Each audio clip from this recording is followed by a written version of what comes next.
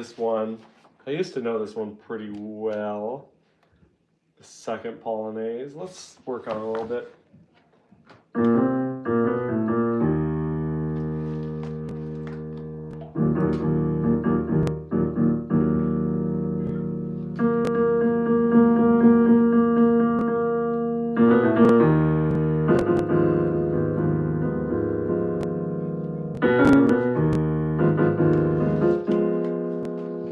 Pull out the piano a little bit.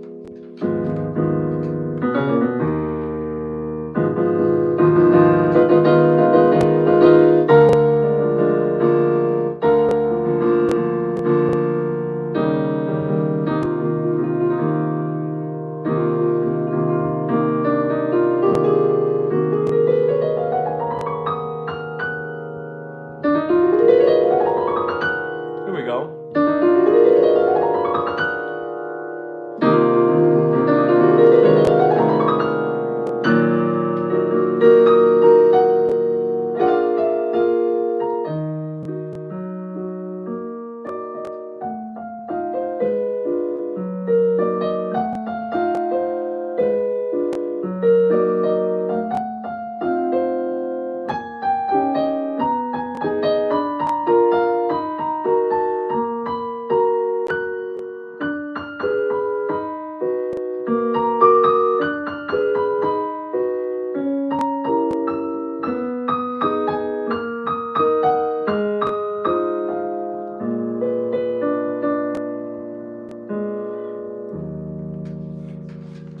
Let's get those fingerings just right.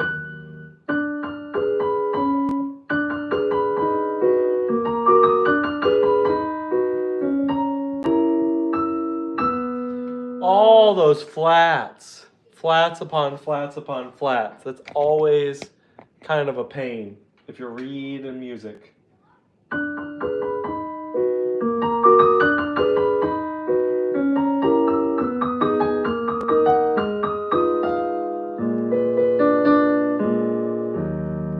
That C flat, always kind of a pain.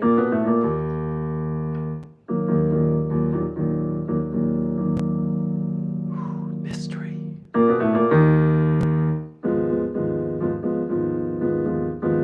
Yeah, I can do Carol of the Bells, Spears Kid. We can get into that in a second.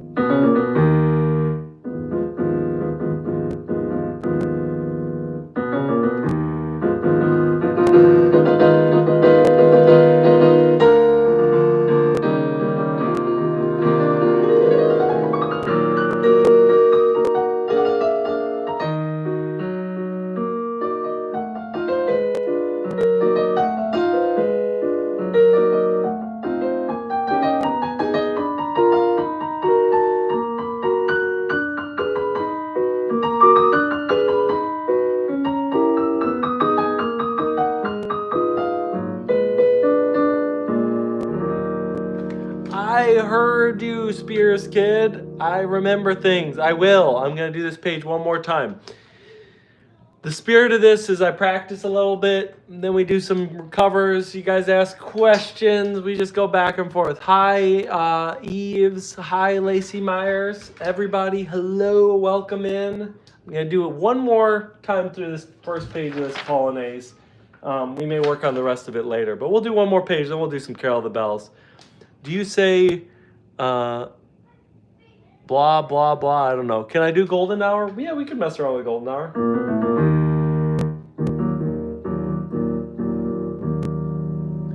Oh, sweet. From Germany. That's awesome. I like Germany.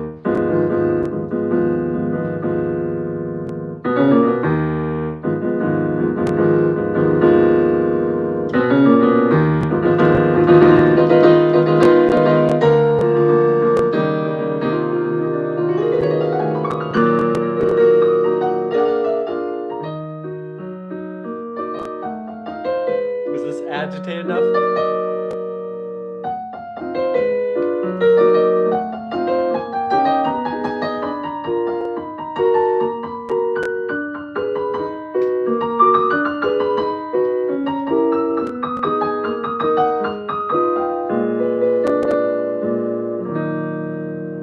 Of course. Wow.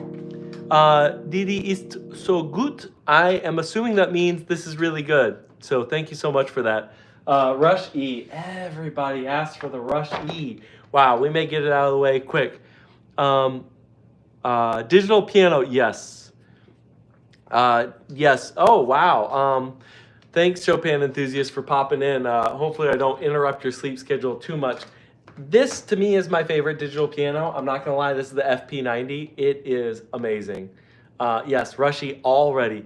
Piano Concerto #2 by Rachmaninoff. If you guys keep asking for that, I may need to learn a bit of it.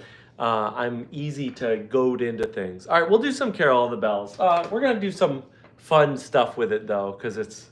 Yes, Roland, if you're in the market for a digital piano specifically, Roland, at least in my opinion, is the GOAT. If you're trying to get an all-around keyboard, then Yamaha's going to be a little bit more the way to go. Rhapsody on a Theme of Paganini. Again, we can mess around. We can mess around.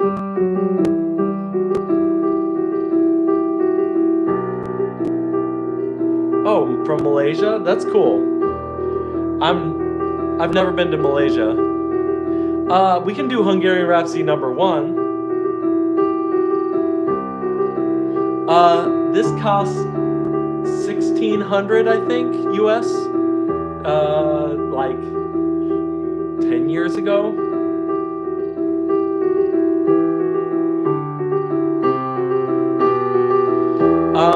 I appreciate that. Unfortunately, we don't have donos on yet.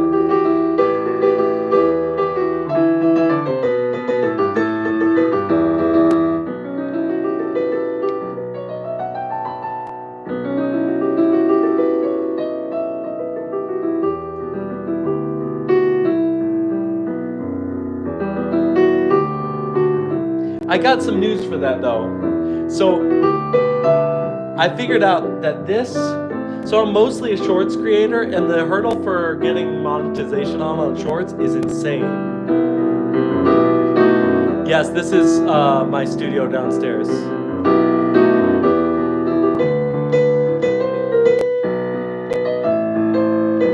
We can mess around with Squid Game songs.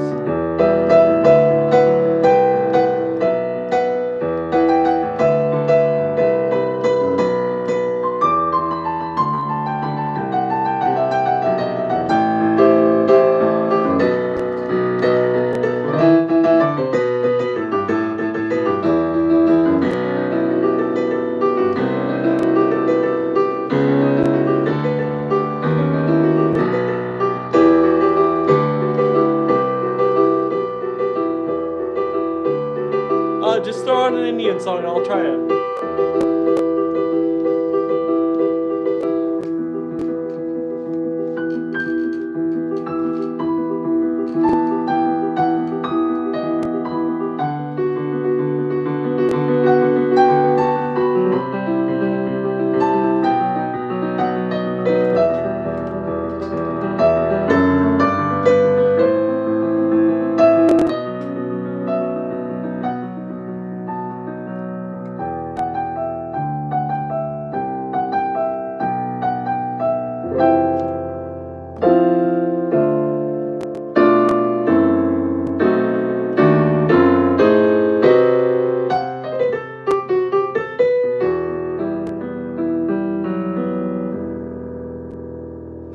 Hi, Coggins. Another love, Tom, Arnold. Wow, so many of the same songs every single day, which is very interesting. It's like there is a certain culture of requests that is appearing right now.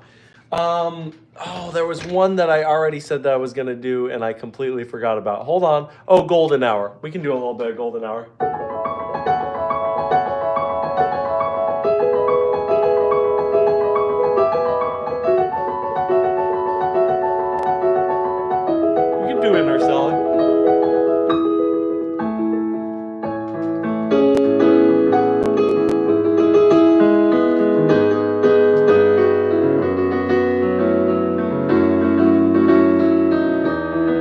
I got ideas, Chopin enthusiasts. Let's talk about it.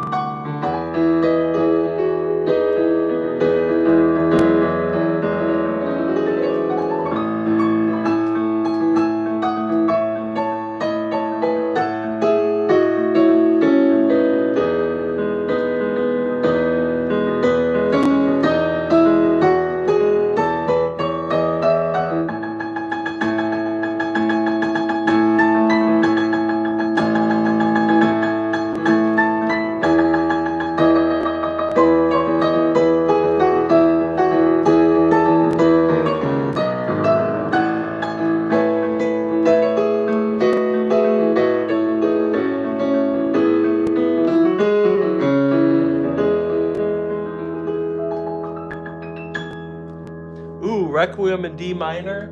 I'm hearing a lot of Another Love. We'll pop into that. I did see the Rushy. We may do Rushy. Actually, I'll just do a little bit right now just to get it out of the way because, again, did you say another? Yes, Another Love. Oh, and Die with a Smile. We'll get through all the ones everyone loves. Tom, you're talking Tom Odell with that, I'm pretty sure.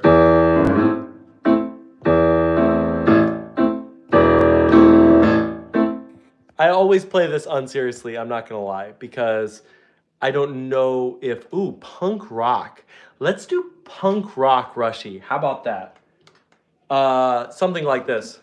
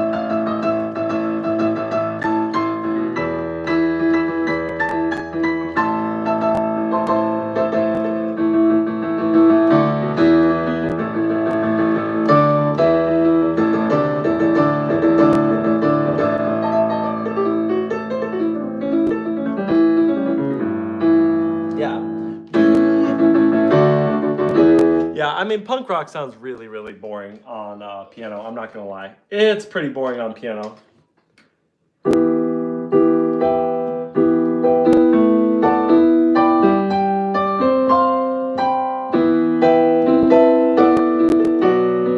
Oh, yeah, this is one that's such a pain to read. Look at that. It's just written really poorly. I'm not going to lie. I play by ear, I buy music, I play with whatever you want me to play with. Hungarian rap, dance number 5, we could probably mess around with. I used to do that forever ago, like when I was like 15, which was a really long time ago. Okay.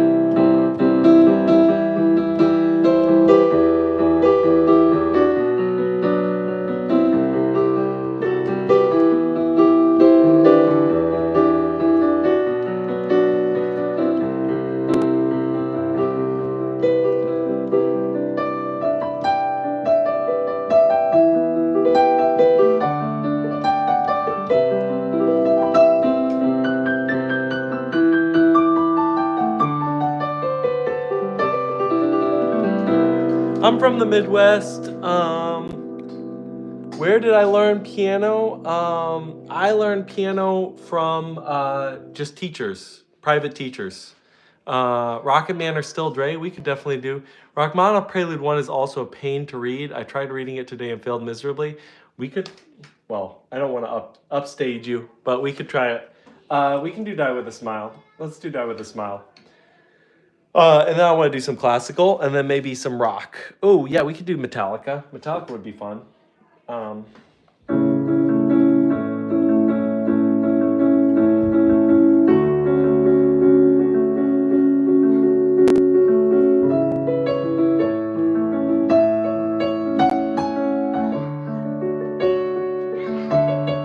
If you guys keep requesting this, I may actually have to listen to the song. I don't think I've ever listened to the song. I've only played it.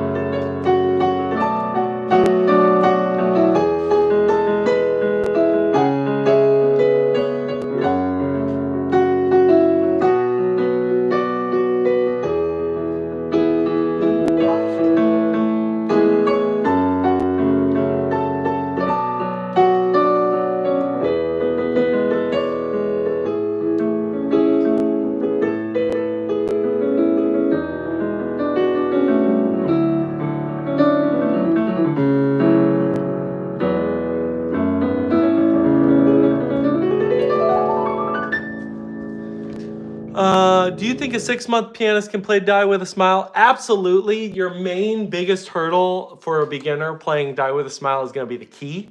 It's A major, which is not a terrible key, but is going to be a little challenging. And then it's 7th chords, right? So the 7th chords is going to be the other big problem. So, oh, thank you, Joanna.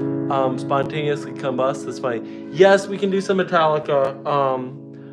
Chopin enthusiast, I had Luis, who you may remember from others. He was moderating. I may actually ask you to moderate a little, but everyone's so actually being well behaved right now, so it's not even necessary right now. Play a G minor 9. Here's a G minor 9.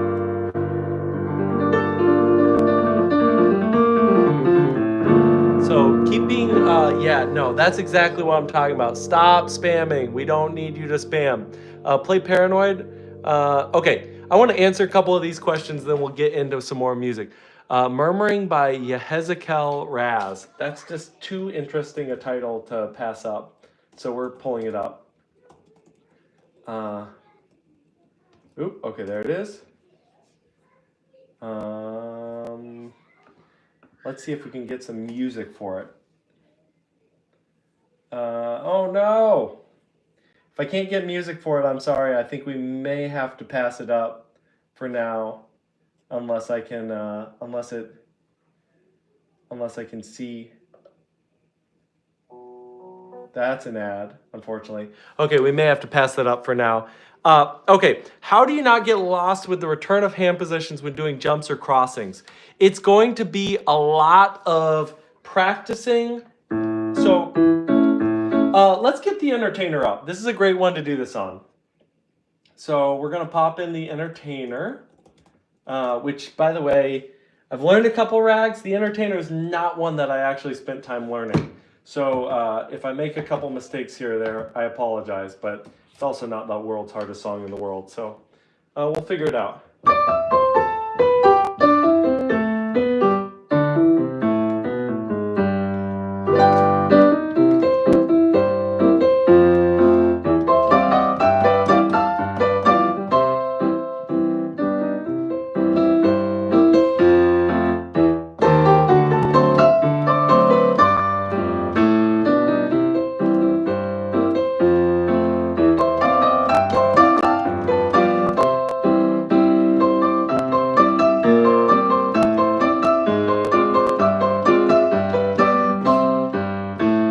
Okay, so we got that idea.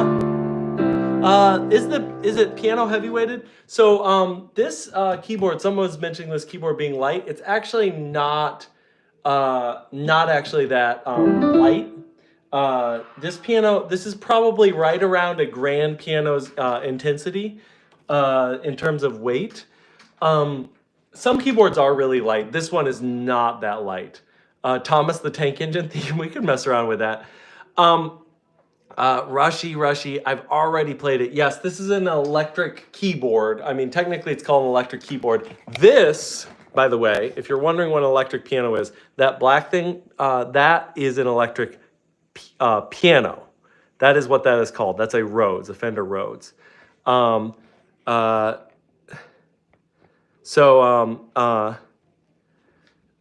all right, let's see. Bro, you sure about what?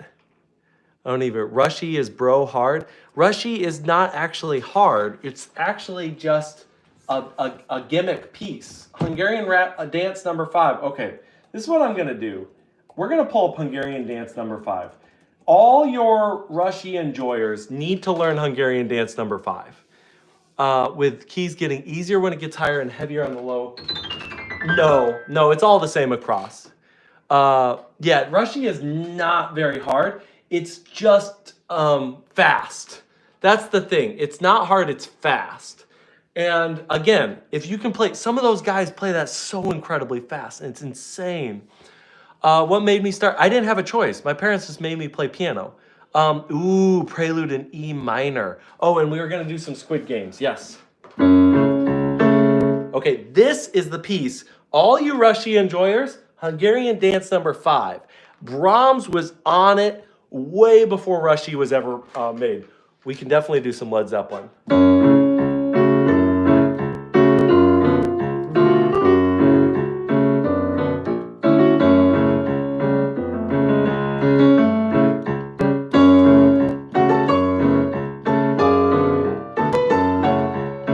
And then here's the part, very similar to Rushy.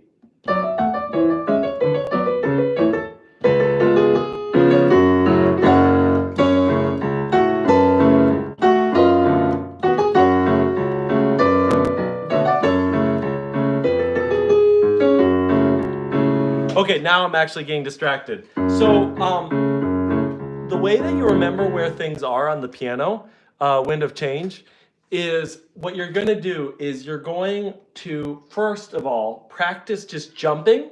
Keep your eyes on the piano, practice jumping, and judge for yourself with your eyes whether you made it or not. So you go, oh, I hit the wrong notes. Okay, instead of moving from there, you look at it, and then you go, all right, I'm going to move over. Squid Game Mingle. Yeah, we can do that. Squid Game Mingle. Is this the No, this is the merry-go-round song. Yep, that's totally true. Sorry, that's all I think of.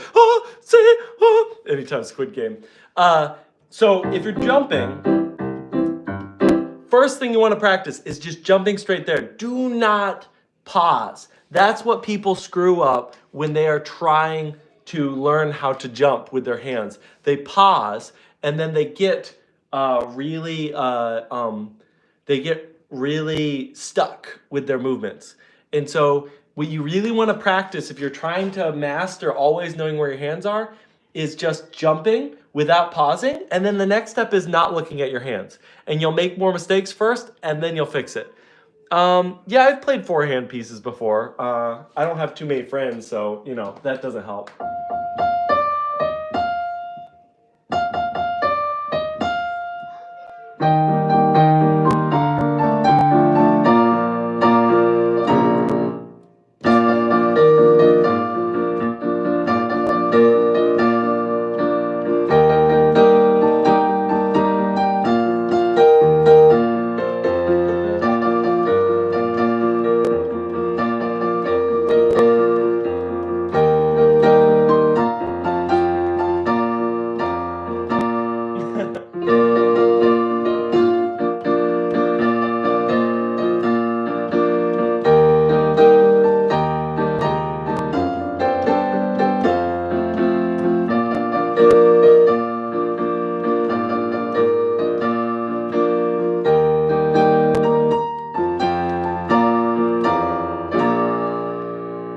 There you go.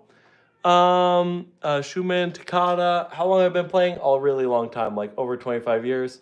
Master Puppets would be fun. Hymnopede. Fantasy Impromptu. I mean, we could mess around. Hymnopede number 1. We're gonna do some Hymnopede just to slow it down a little bit. Then we'll probably pop over maybe Metallica or Led Zeppelin. We'll mess around. The piano track for Good Old Fashioned Lover Boy. Ooh, that is irresistible. I see the Led Zeppelin. I see it. Bum, bum, bum, bum, bum, bum. Oh yeah, we can do Still Pray.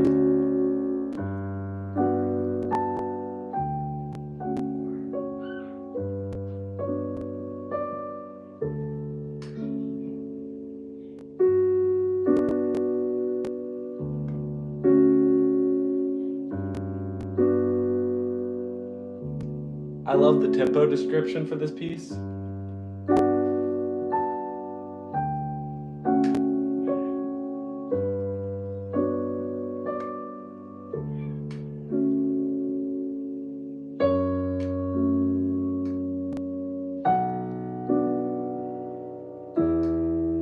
Lent, which means slow, and doloro.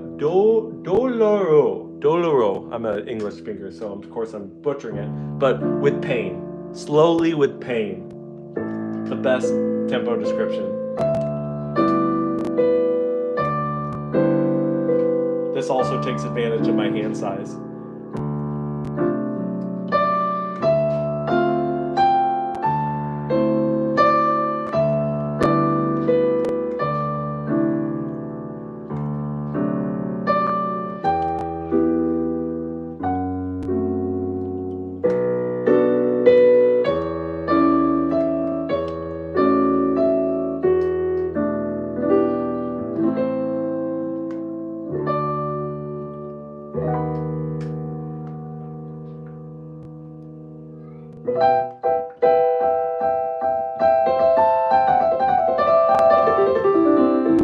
Here we go.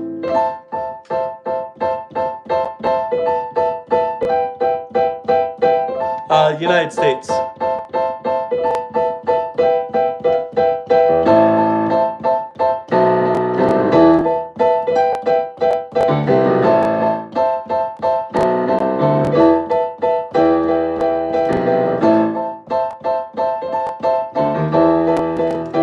This is fun to mess around with your bass hand.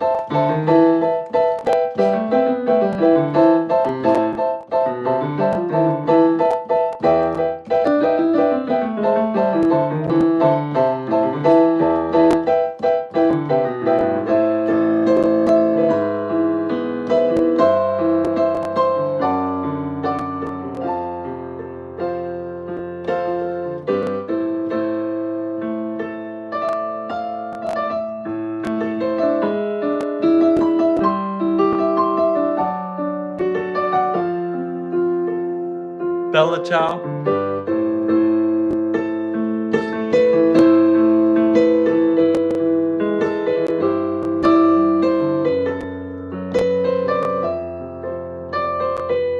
Oh, good.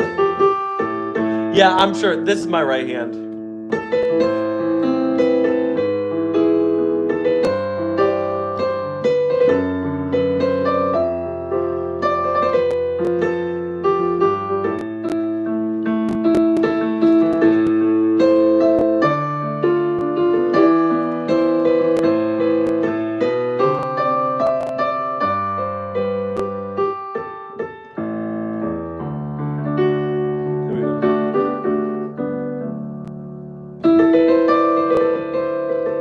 Oh, thank you, Jay. Ooh, Owls in Chains? You're speaking my language. Okay, we'll do Thomas the Tank Engine. There are Thomas enjoyers right now, which is kind of intense.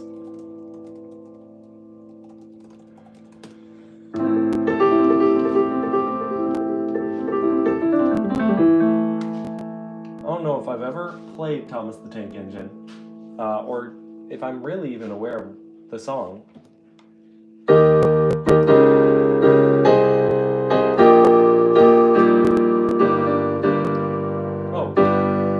Oh, that's weird. Okay, key change, like right away, fine.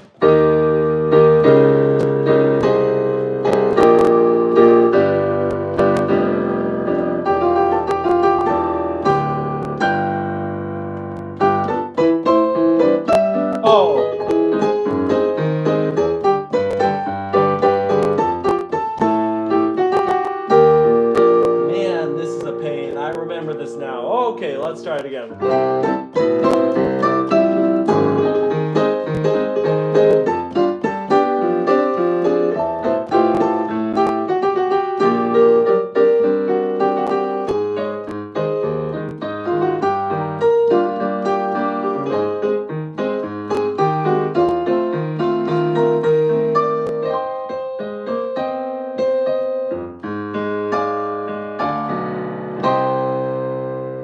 Wow. Such a strange song.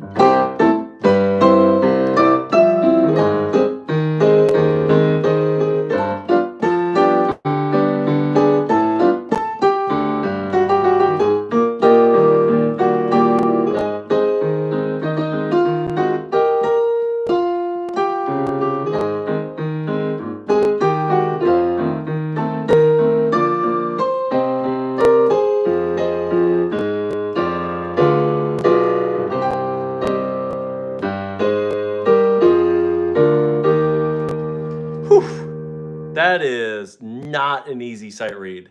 That was killing me a little bit there. On the 9th month of playing the piano. You could play Rushy on the 1st month of playing the piano. You're just not going to play it very fast. It's E, E, E, E, E, E, E, E, E, E, E, and then you go up, and then you go back down, and then you go down, and then back up. And then you just outline an A minor chord. That's basically... The speed is going to be the hard thing. Teletubbies, we can mess around with that. Fur-Elise, Clair de Lune. Okay, I'm seeing some good Bach Fugue from Toccata in E minor, BWV 914. Teletubbies. Wow, lots of Teletubbies. Watch Brum in your childhood? I don't think so. Melodies of Life. Okay, Rachmaninoff Prelude number 1. Chopin Enjoyer is a regular. Wow, a regular. Oh, I know this one. I've never actually learned this, just to set the stage right. I have played it before though, so it's not like it's purely fresh sight to me, to not make you feel too bad.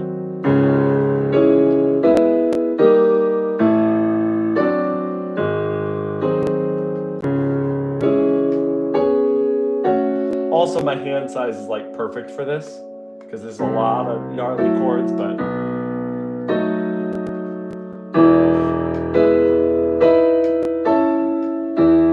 I've also heard it a lot, which helps.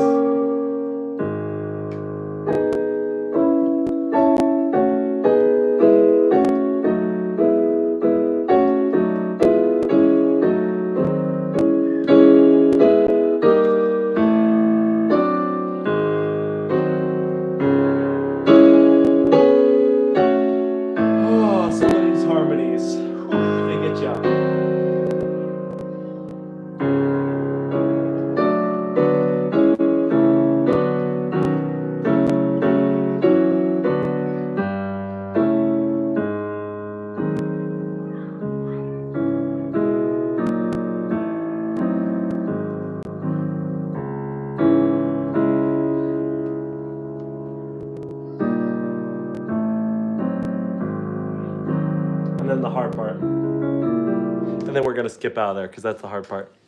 The Accidentals Destroyed You. Yeah. Okay, Bella Ciao. I saw that one earlier. We'll mess around with that. Bella Ciao.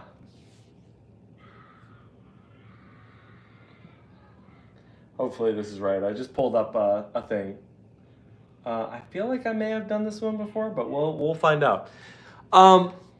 So, okay, here's the deal with a lot of accidentals. If you have a piece with a lot of accidentals, thank you so much, Dr. Carter. Appreciate the sub. Yeah, all you guys are helping out a ton because basically I need 800 watch hours to monetize, and then I'll be able to effectively start earning income from this channel, which would really help out. Because again, I've spent my whole life performing and teaching, but life has gotten a little less sustainable with, post-COVID. The prices of goods went like this, and the prices of performing out places went like this. And so trying to always do certain things. Thank you so much, Joanna. Yes. Got engaged. Congratulations there. GTA San Andreas theme, we could mess around with that. If I start out late, like in my 20s, would I still be able to learn the piano good enough? Absolutely. As you get a little bit older, you can run into like literal problems like with your wrist flexibility and other things because your bones start to ossify. But 20s, you're going to be totally fine. Some of my best friends who are incredible at music, they literally do the, they started learning an instrument like when they were 18 and they're incredible now, like 10 years later, like 10 years at that age.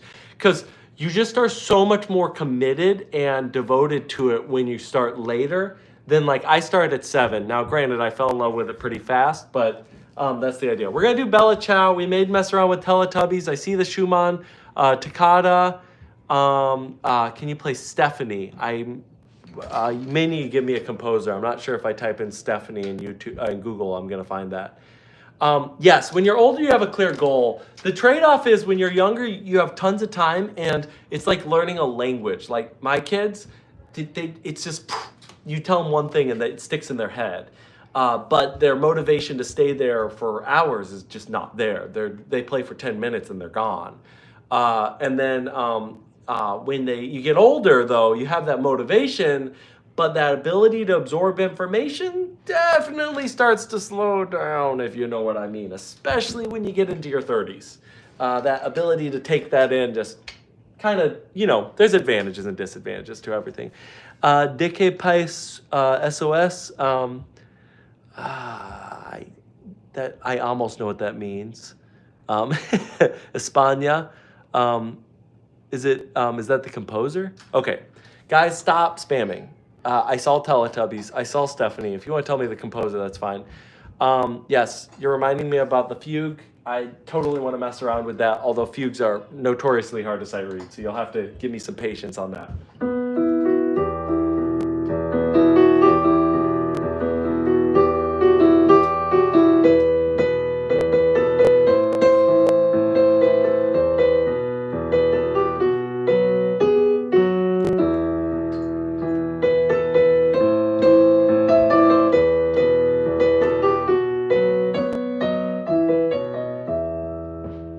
Kind of nice.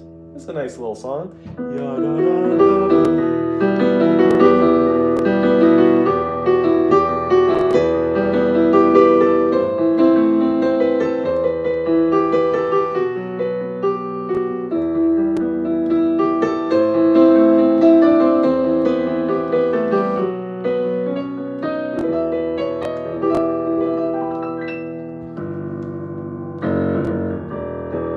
Yeah, I'm gonna definitely look into activating it. It's 800 watch hours, and so like I mostly make shorts, and shorts don't count to watch hours. They count to short reading stuff. Yes, I do need to make more videos on sight reading because I think that's a heavily misunderstood topic. I think people think that they're bad at reading because teachers are bad at teaching sight reading. Virus by Beethoven. Okay, I'll look into that. We were going to do this Bach. I want to give this a chance. Toccata in E minor. E minor, BWV 914. Here we go. Where would we be without IMSLP? I know I would be playing a whole lot less sheet music, because when I was growing up, this is what we would have to buy. Do you know how much this book was? Okay, this is actually a bad example. That wasn't that expensive.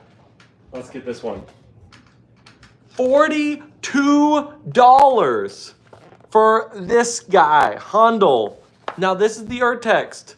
And all the Germans know this is like the Bible. This is like incredible authenticity and everything. But man, you would drain your account. $42 in 90s money? That's like $1 million now. Well, nobody cares now, so. IMSLP.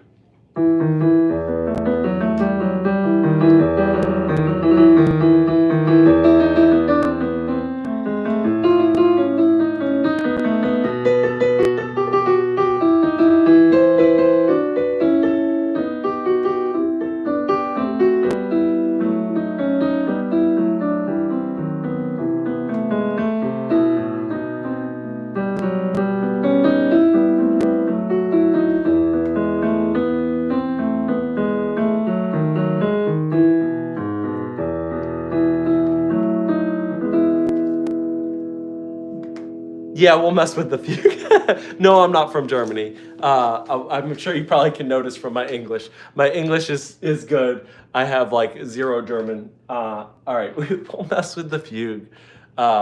Yes. Oh, you want... Okay, all right, fine.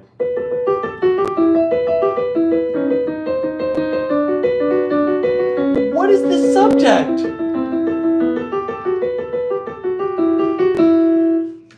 Bach is a bad, bad man. What in the world?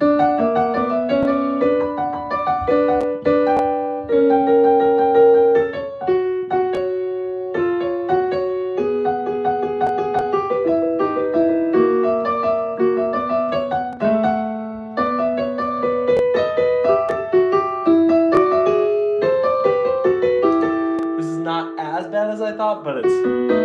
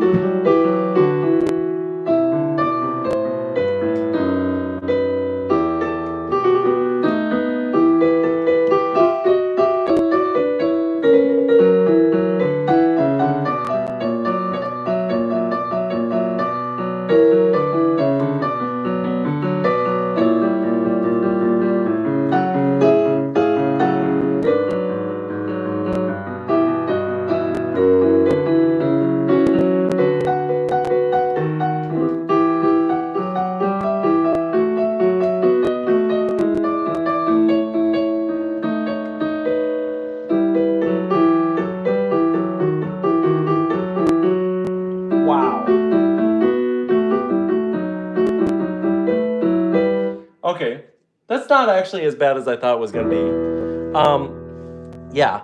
I was just sight reading that. So, oh, sweet, Chopin enthusiast. I like Germany. I want to go back. How do I sight read that well? Yeah, that was totally sight reading. What drink do I like? I'm a big fan of Diet Dr. Pepper, I'm not going to lie. Although I got some grape... not grape. What am I saying? I am out of sorts today. Grapefruit water. Okay. We can do Clara de Lune. We can do Arabesque. We can do Teletubbies. Here's the thing. I have reached that age where sugar is not great for me. I would just chub up like crazy. And so diet is way better for me. And if you know what I'm talking about, you're older. I want to do some Prokofiev. We'll definitely do some Prokofiev. I'm going to play the Teletubbies theme for the people who want it. And then we'll do that.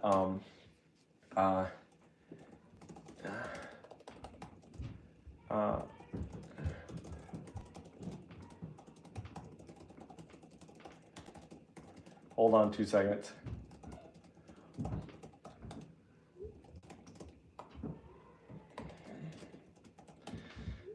Okay, yes, we're gonna pull up the Teletubby theme. Okay, so yes, as a beginner, any advice to help you be consistent? Would be shocked if you can. Pfft, what in the world are you talking about? It's...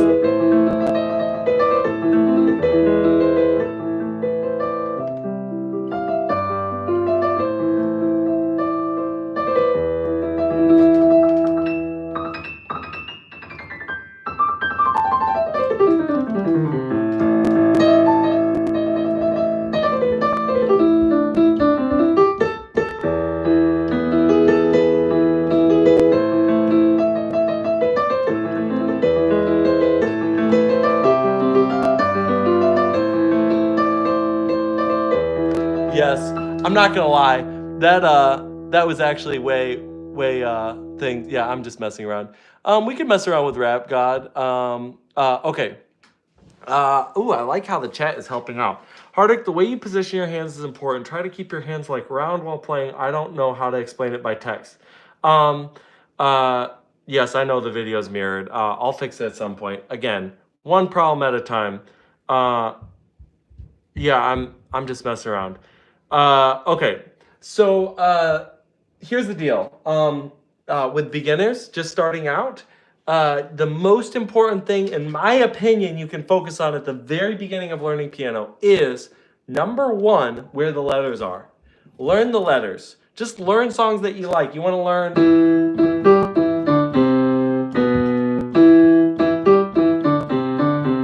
stuff like that, right? Just learn songs that you like. and learn them just by the letters. And then decide which way you want to go. Do you want to learn how to read music? Do you want to learn how to learn by ear? That would be step number 2. What you're going to start to run into, though, is you're going to start to realize I don't play as fast as I want, and it's starting to hurt a little bit as you get better. At that point, you really need to start turning your attention to technique. And the biggest thing that I can tell you, without over teaching, because I don't want to give you bad advice, because everybody's body is a little different. So, you know, people talk about, oh, play as if you're holding a ball, make sure your wrist is a certain way. All of that is generally true. Yes, I got a ton of videos, Adam. All that is generally true, but I would say the best way to think about technique is you have a joint here, you have a joint here, you have a joint here, you have a joint here, you have a joint here, you have a joint here, you have a joint down here. All of these joints have to be flexible, and you have to be able to feel where the muscles are, so that you can, exactly like Chopin enthusiast said, play relaxed. I'm becoming less and less a fan of that verbiage, because to play aggressively and fast is going to require a firm fingertip. Guess what a firm fingertip means? You're tensing a muscle. That's how muscles work. They tense up, and that's what allows you to actually get through what you're playing.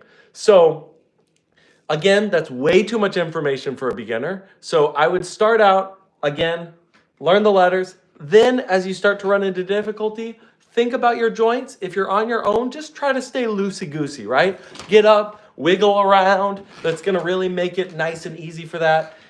If you've got the resources and you're near a teacher, get a teacher. It's gonna make a huge difference. All right, here's some Teletubbies for you. I've never watched Teletubbies before, so someone's gonna have to tell me if I played this right.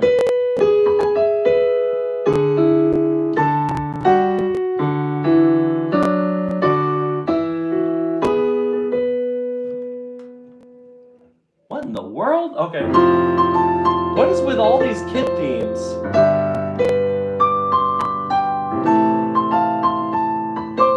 It's like you're writing this theme for a television show, so you just go completely and pop off. I don't understand it.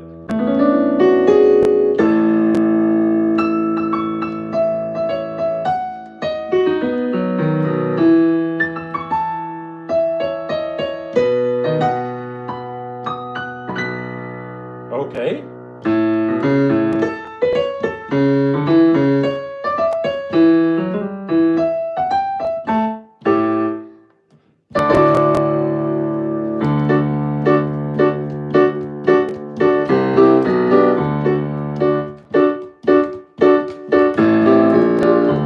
Okay.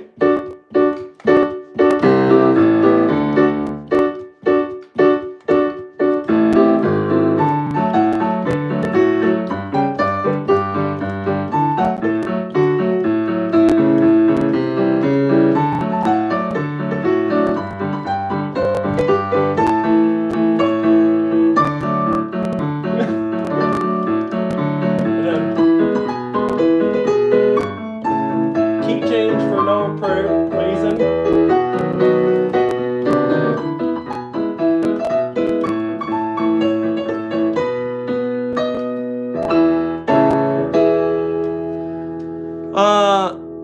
Yes, we'll do some classical for sure. Yes, seriously, they are. Marriage d'Amour. Yes. Oh, Prokofiev. Thanks for reminding me. I definitely want to do some Prokofiev. We're gonna pull up Visions Fugitif, one of my absolute favorite collections of pieces. I've played all these at some point. We're gonna mess around with them. We already did Thomas and Friends. Yes, actually, Mike, I recommend people don't ever play with the pedal for a really long time. We can definitely do some Danny Elfman.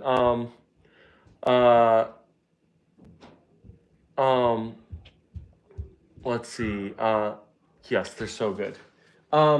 I'll play some. This is some of my favorite music. Here we go. Let's turn this way. Let's get this iPad standing up somewhere so I can just read it. There we go.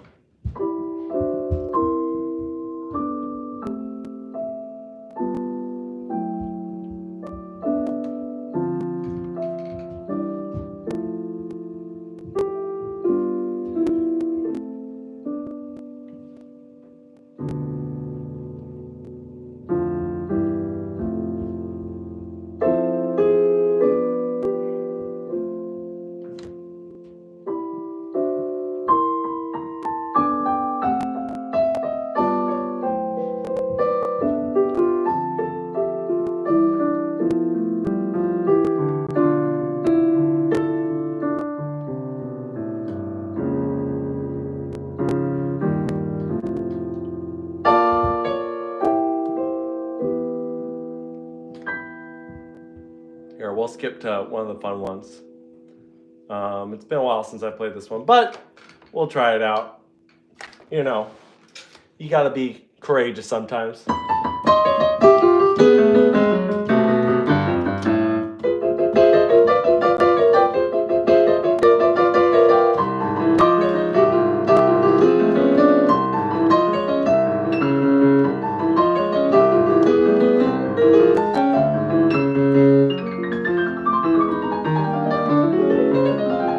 Wow, it's been like 5 years since I played this last.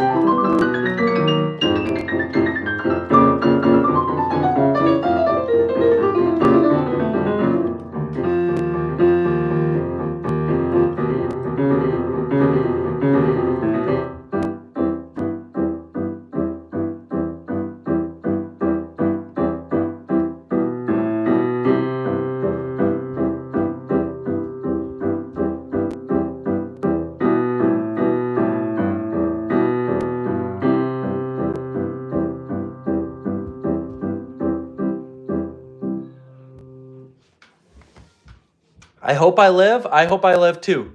Chopin Baccarat. We can do Let It Go, sure. Takes me right back to Choose Recording. Oh, that's an awful compliment. I'm sure there's probably a spider in the background. I'm in my basement. Arabesque #1. We can mess around with that. Chopin Nocturne 2. Yes, we can definitely do Chopin Nocturne 2. We'll do Chopin Nocturne 2. Natural. Beethoven's pieces never require pedal. I mean, not never, but yes. I've got a lot of favorite things. Do Up. Are you talking about the song Up? Where are you from? Chicagoland, Midwest. This was Visions Fugitive. That was #4. They're all incredible. Like 100%. Play yourself some Visions Fugitive. Listen to them. Enjoy them. Become obsessed with them. They're great. Okay, Let It Go.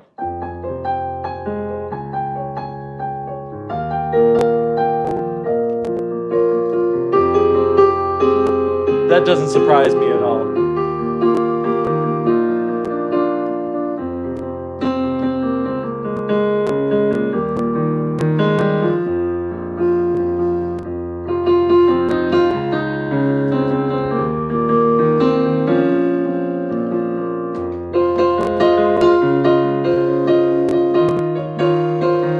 Hey, Luke the Kid. Did you get that room cleaned?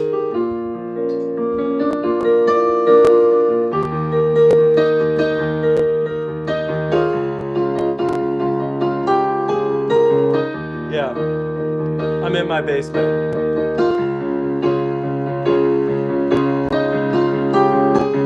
I know, that's impressive.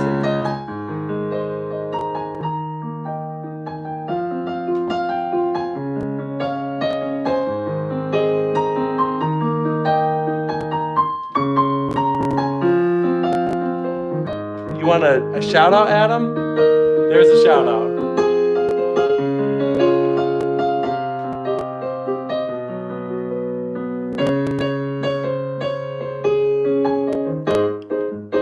Oh, good boy. Get candy for the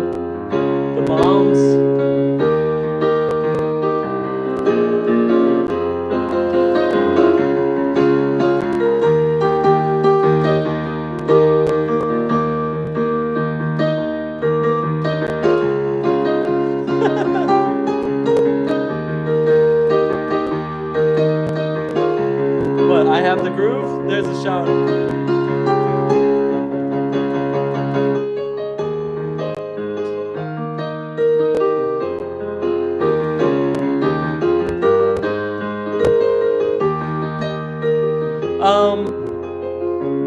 Maybe tomorrow, we'll see.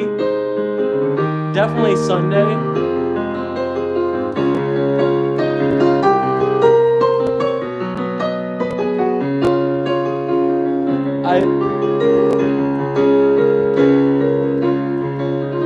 Wouldn't you like to know?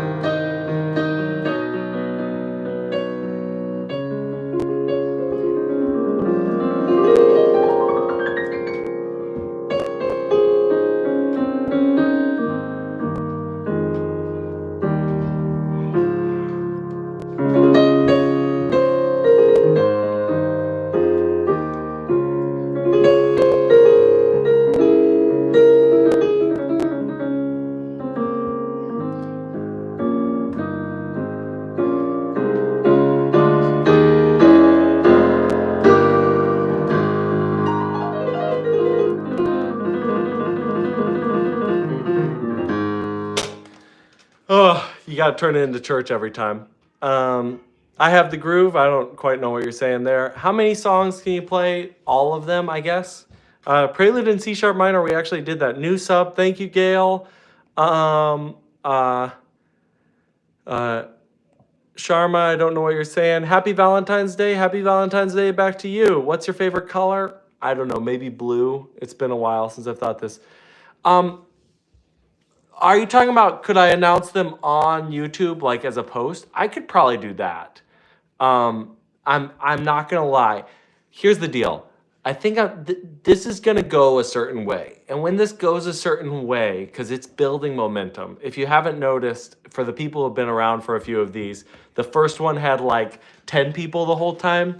And then like maybe 3 or 4 ago, they were like 30 people the whole time. This one's had like 50 the whole time. So they're building momentum.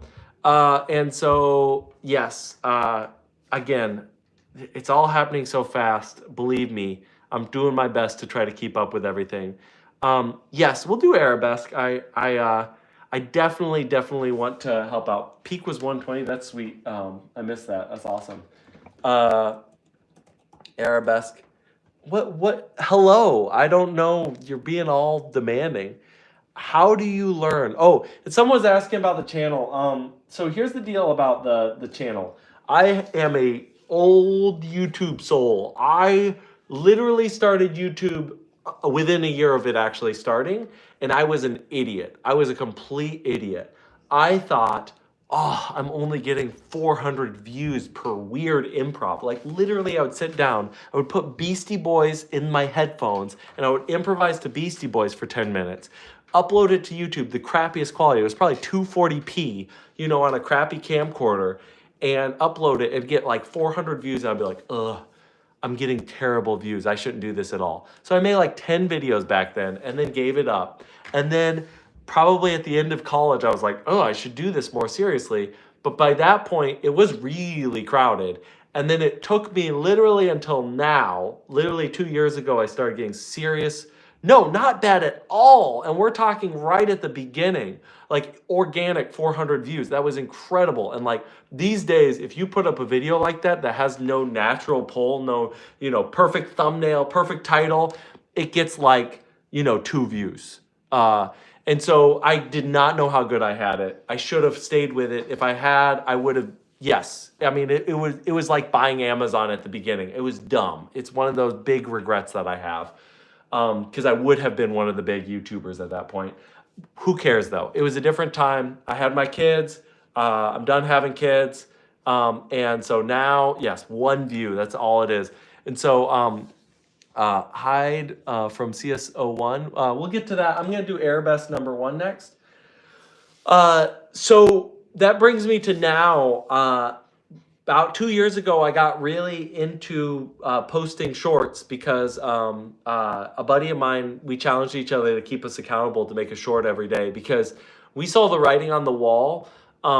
If you're young and you don't have any income responsibilities or limited income responsibilities, music as a career is still a great option.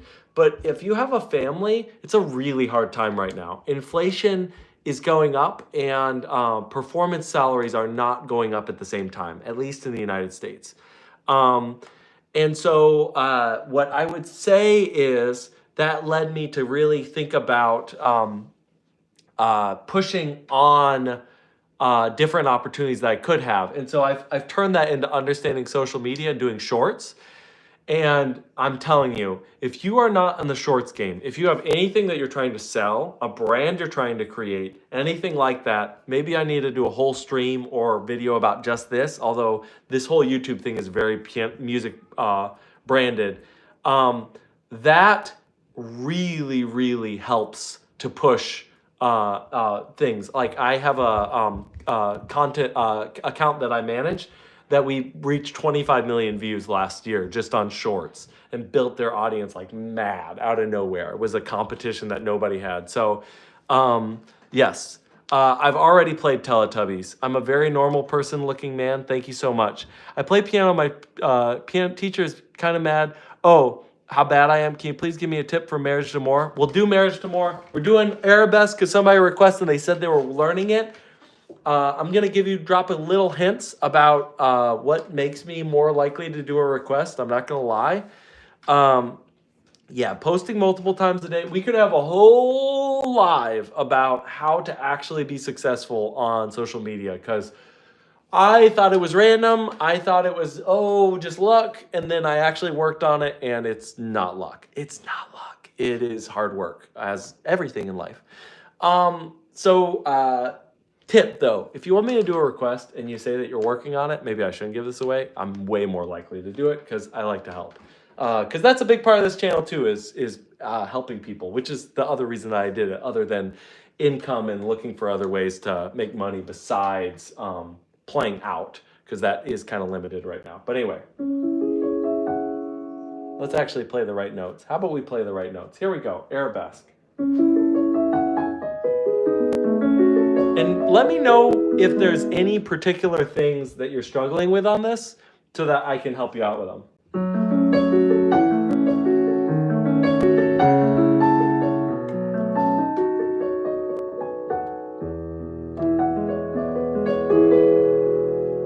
Oh, page turn.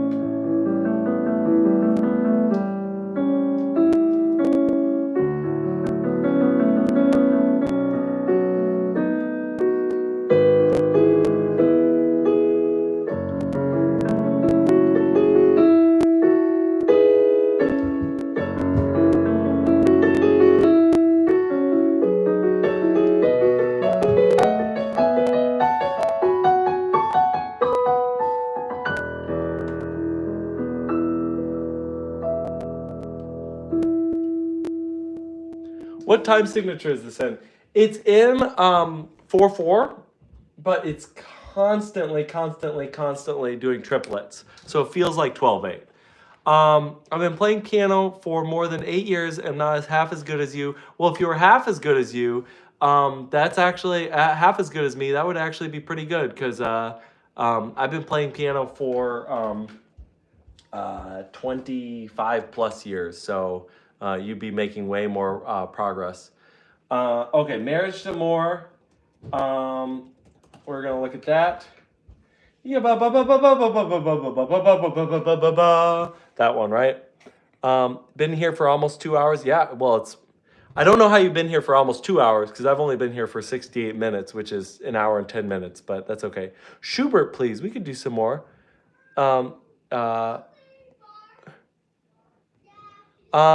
Yes, I will help you, Adam. You're talking about Marriage to More.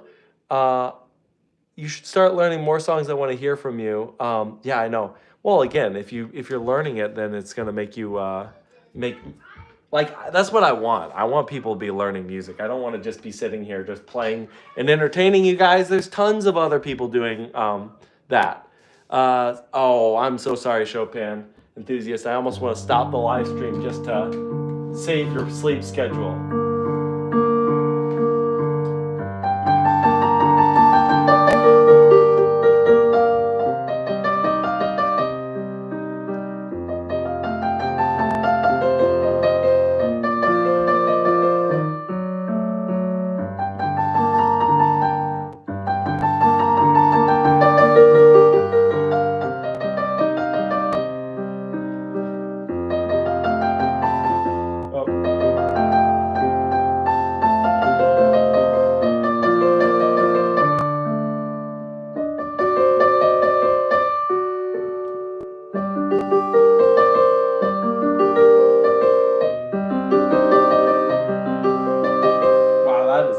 Easily written. It's not that hard. It's just really confusing how it's written.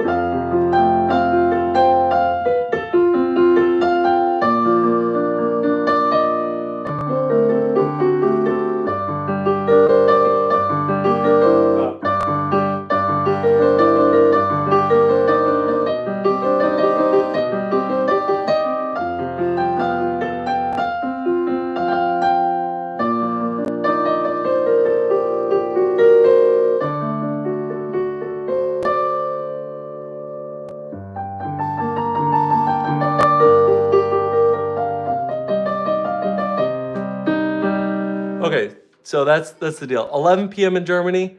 Nice, still eating dinner. That's not terrible. 5:42 a.m. in Malaysia. So are you waking up or are you going to bed? Actually, you just said 2 hours. So yeah, you're probably still awake from the night before. You probably need to go to sleep, dude. Yes, I do. We're trying to do one a day. The timing, this is a complaint by a lot of people, and I apologize. The timing is all over the place, although I will tell you, in general, it's either going to be midday Central Time, so like noon or something, or it's going to be evening Central Time, like 5 p.m. Because it just depends on what my kids are up to. So that's definitely the trick. Speed of Light by Dim Rain 47.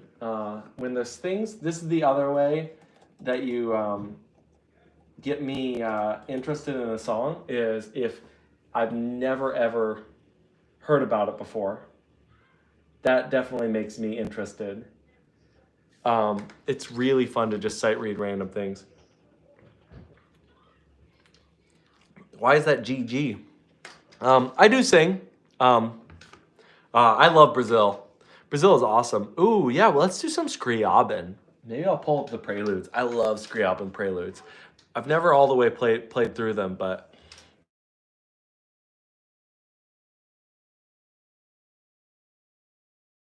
a blast.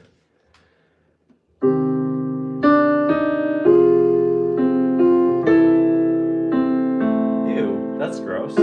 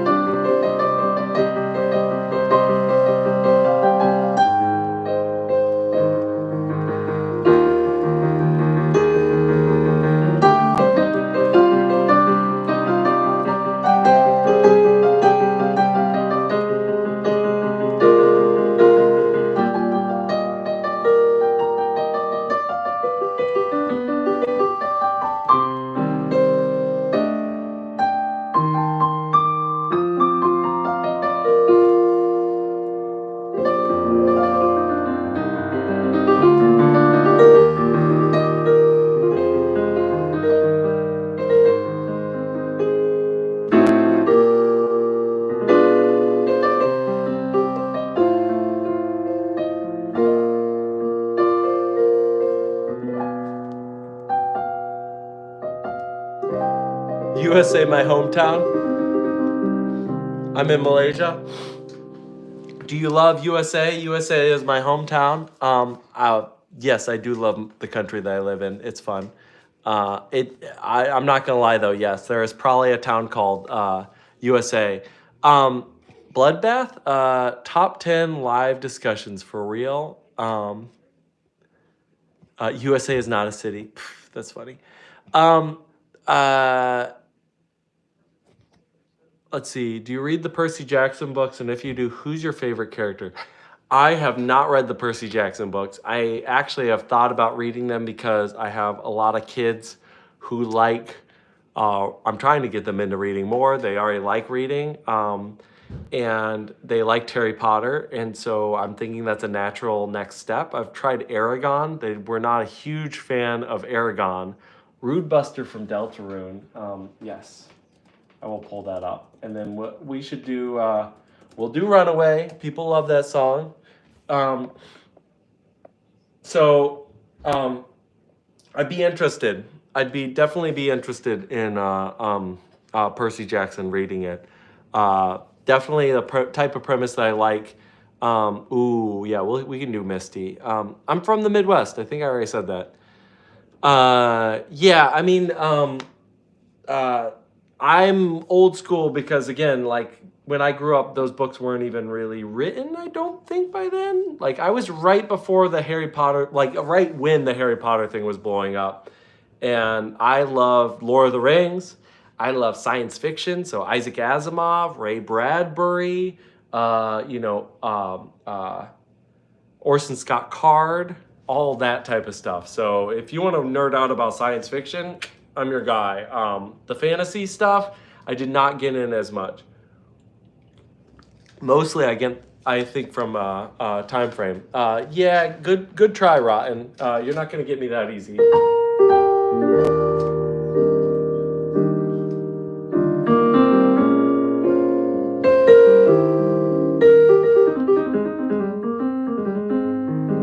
We needed some more jazz in the mix.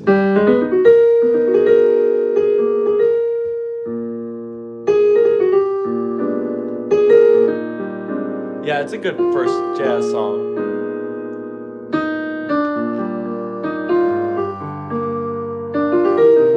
Ooh, I like Lose Control.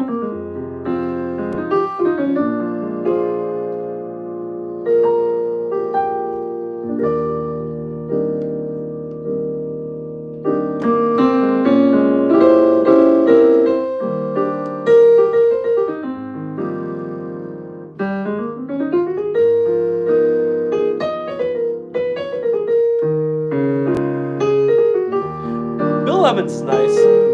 I really like Wayne Shorter. One of my favorite jazz tunes. I'll play the end of this and I'll go to that.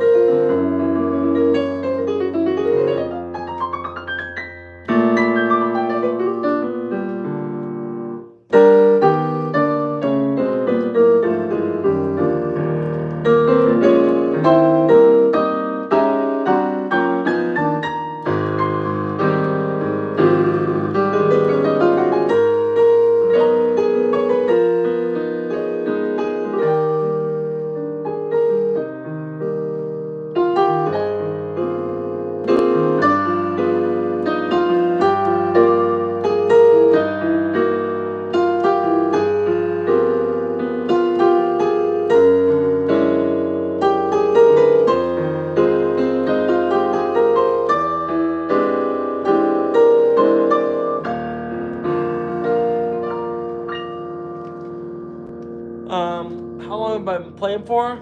That was some Misty. Ooh, we could do some Death Note. Yes, that was improv on Misty, Stereo Madness. I have a song pulled up here that we'll do. We'll do that. I wanted to play a little bit of one of my favorite jazz standards.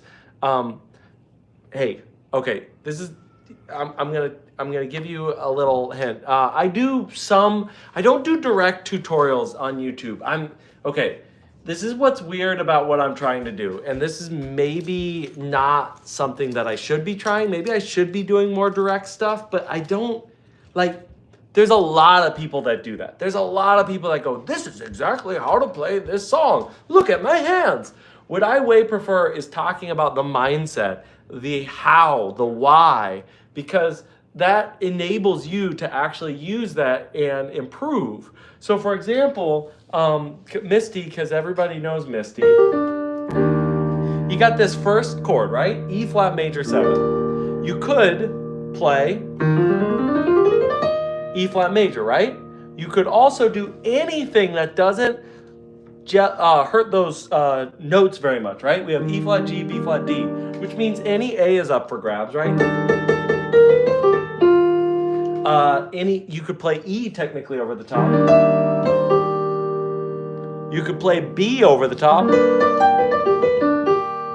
As long as you don't hurt those notes, you're gonna do okay. Yes, I think the camera is inverted. We'll try to fix that at some other live stream. We'll definitely get to Death Note, don't worry. That is kind of a good place to start, because I think what people do when they try to play jazz and why their improvs lack so much is first they don't spend enough time actually working on the harmonies. So for example, you're playing Misty. You should work on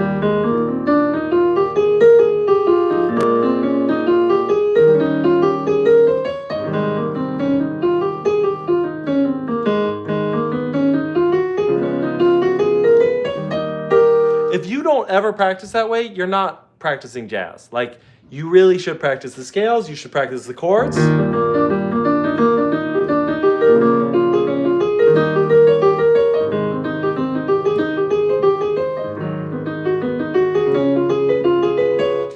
And then you should throw all that in the trash and just enjoy the sound.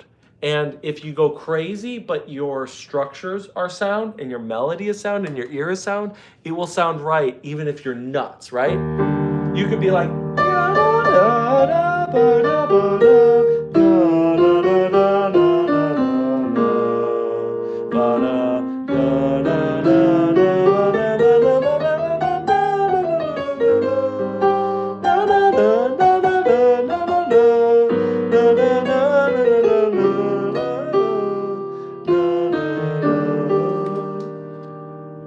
half of that was stuff that legitimately, if you went to a jazz person and talked theory, they would go, oh, this is what to do. And then half of that was just BS.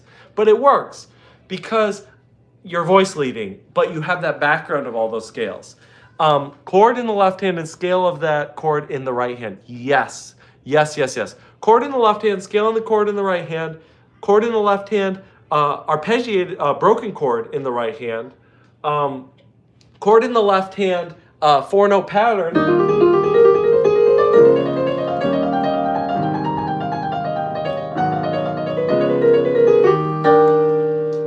4-note pattern, 3-note pattern.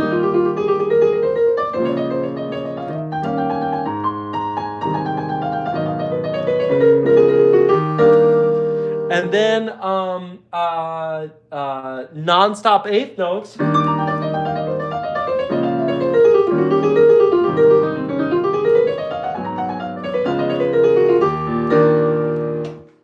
At that point, you're just gonna crush it. Like, literally, you're unstoppable at that point on a standard. If you can do that quite long laundry list, I need to probably make a video about this, because it's kind of similar to my sight reading video that I made as a start, like a guide to start to sight reading. I don't think people talk about this enough. People kind of throw out some ideas. And then there's a lot of transcription enjoyers. And there's nothing wrong with the transcription enjoyers, but you kind of have to have an incredible work ethic and a really good ear, or be really good at sight reading to really become a good transcription enjoyer. Yeah, I need to fix that. It was a try. I'm trying to streamline some stuff. I'm throwing stuff up. It's like spaghetti on the wall. You just kind of have to try stuff. If you knew how much time I had to actually make some of this stuff, you'd be surprised that I ever put out a video or anything. So, Karan Kong. Okay, let's get to some other things. Ooh,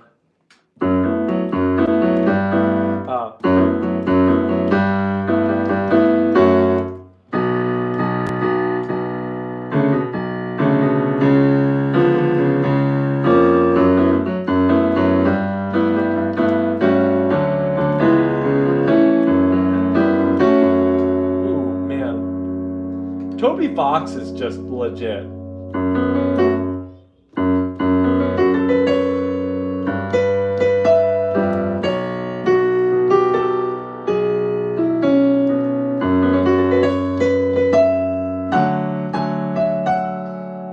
I've never heard this before, but this is a fun piece.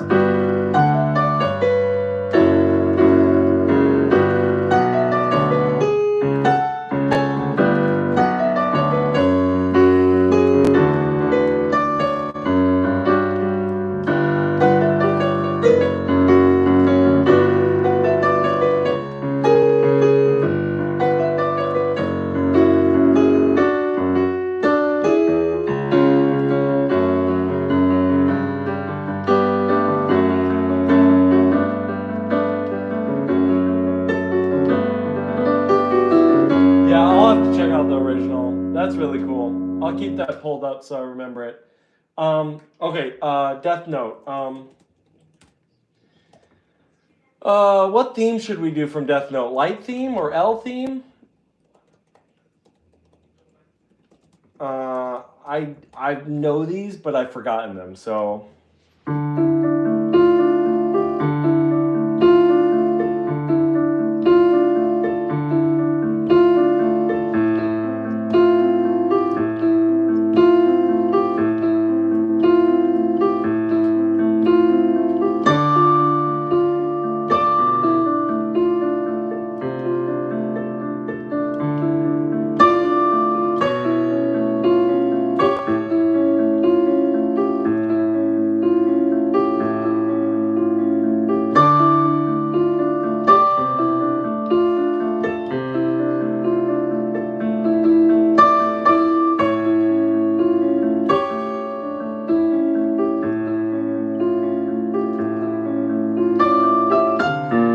And then, yep, to the B flat.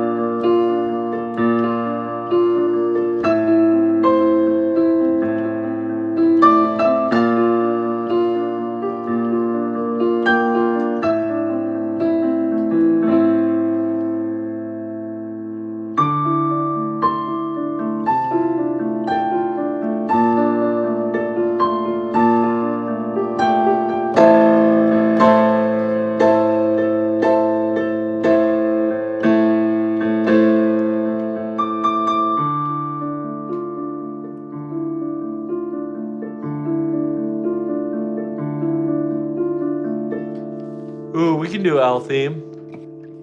Mingle song again? You want the Mingle song again?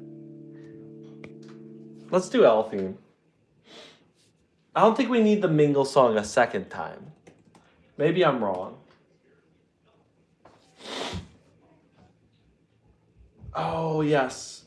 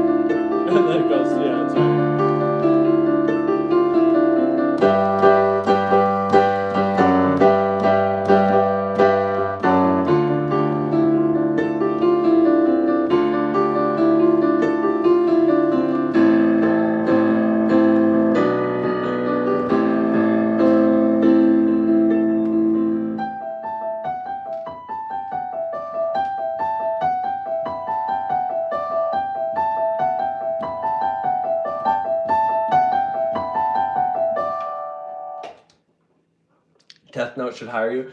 I absolutely adore all the music from Death Note. If I was going to try to write anime music, I have written some anime, but it's like that. I love the vibe of Death Note. I think that 100% one of the best. Here you go. Here's some of my anime music. Oh, and somebody asked if you're still around, say you want some Danny Elfman. Okay, here's my odd time signature Death Note type thing. Oh, thank you, Black Guy. That's his tag, by the way, if you were wondering why I said that. Have you watched it? Yes, I have. Bye, gotta go. See you later, Duo? I don't know exactly what you're saying. So I wrote this.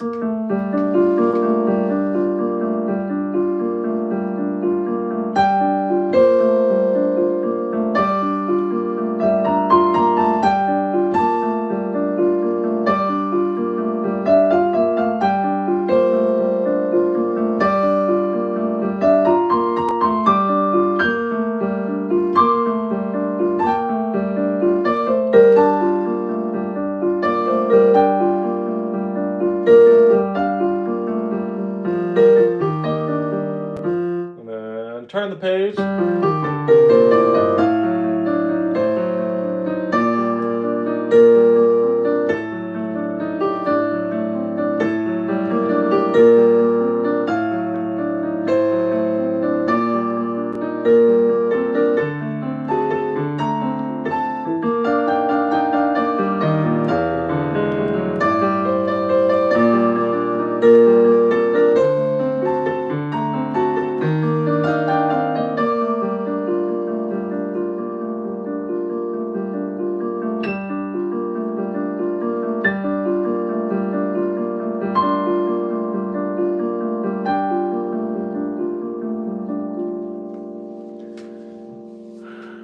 Oh, thank you. What happened with my right ear? I don't know. I don't know. Tim Burton, Danny Elfman. Yes, I'll do some Tim Burton. Do you have any tips?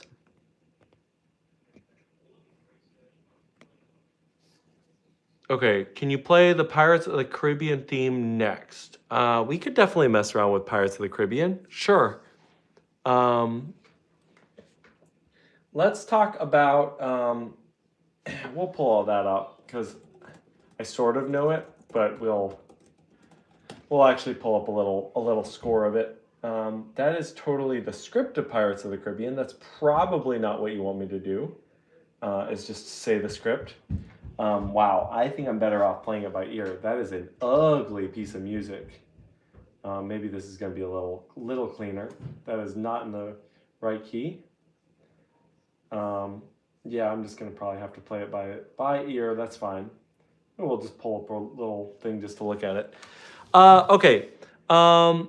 Okay, let's go a little bit at a time. So Chopin enthusiasts, we're going to talk a little bit here. Take a little break from playing, but that's okay. Do you have any tips on how I can make my piano compositions more interesting? I struggle with writing interesting accompaniments. Okay. Here's the deal about writing music. The first thing is, again, I'm full of hot takes. You probably have already realized that about me. That's probably why you're still paying attention, because I'm, willing to put myself out there and say things that may be a little more controversial in the music world. My hot take is creativity is not some, I have the muse and ideas just come to me and it's incredible. If you are like that, wonderful. I just ran into this writer. I haven't actually read anything by him, but I do like his general thoughts on writing. It's very similar to Stephen King. Brandon Sanderson, I think, big fiction writer. He may be terrible. I don't know. Never read anything, but he popped up in my TikToks and he's like, oh yeah, I write 2,000 words a day. It's like, if you write 2,000 words a day, like some of it's gonna be okay. So the first thing I'd say is just write a lot. And there's a book called Effortless Mastery that talks about this commitment to making bad music. If you start out with your premise as I'm gonna make really, really great music, you will constantly frustrate yourself and disappoint yourself, and then you'll give up. If you decide and go, I'm gonna write a bad piece of music today, and then it's halfway decent, you're like, okay, there's something there. So that's the first thing I'd say. The second thing that I would do, and I've done this my entire life, is I latch onto the things that I'm currently working on, and then I just sort of have fun messing around with those ideas. So we're gonna just try this in real time a little bit with the Pirates theme, and then I wanna answer a couple more of these questions. You feel like you'd be wasting, yeah, Brandon Sanderson, that's who I'm talking about. I kind of feel like I'd be wasting good ideas then. If you write them down, you're not. Like, just write them all down. Like, just record a bunch of ideas or write them down, whichever is easier, and just make this huge idea back catalog, and then you go back and you mine out the ones that you really like to edit and turn into real magic. But anyway, we're gonna get to the other questions. Let's mess around with Pirates for a second.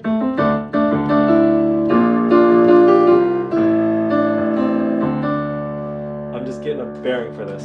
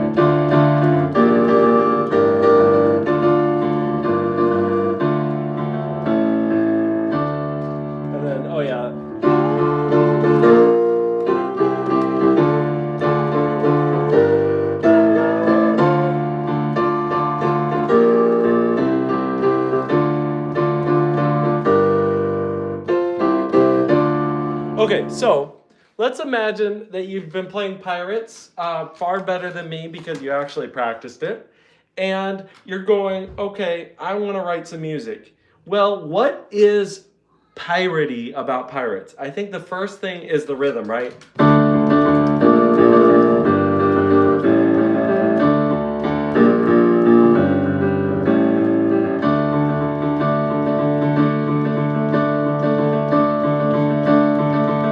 Right? Then the next thing is D minor. I mean, you could pick a different key. That's probably actually going to immediately mix it up, which is going to be nice. So maybe you're in C minor, right?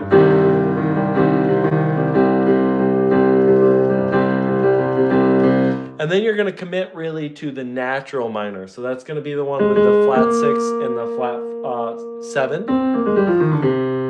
And then you're going to occasionally reference that major. So then let's maybe pick some chords we like. So maybe we go 1, 5, flat 6, flat 3, 2, 1, right?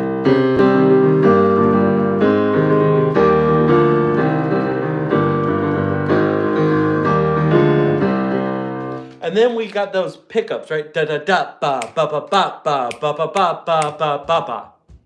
We're gonna shamelessly steal the rhythm for a second.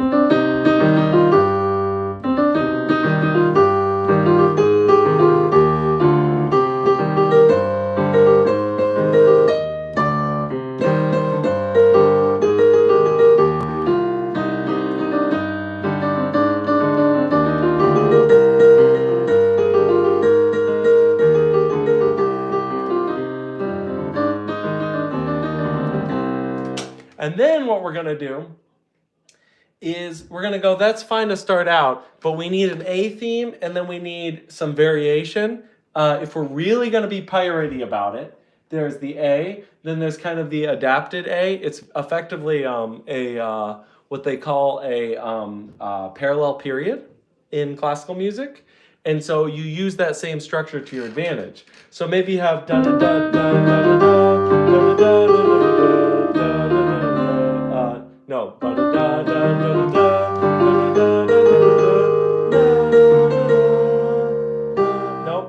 because I want to end the same way I started. Da, da, da, da, da, da, da, da, da, da. That's fine. Da, da, da, da, da, da. And then I'm going to do something different the second time. Ba, ba, ba, da, ba, ba, ba, da, da. Ba, da, da, da, da, da, da, da. There we go. Ba, ba, ba, da, da, da, da, da, da, da, da. Okay, so now we have our AA. Ba, da, da, da, da, da, da.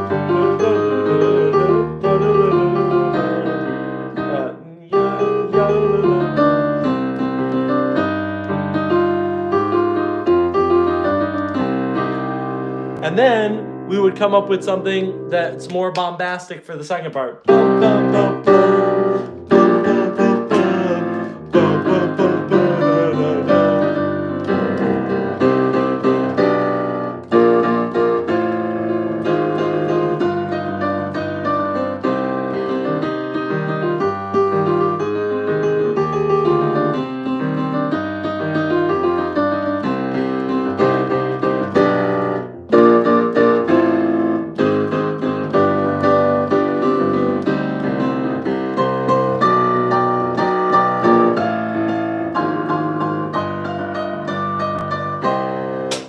There, we just wrote our own Pirates theme.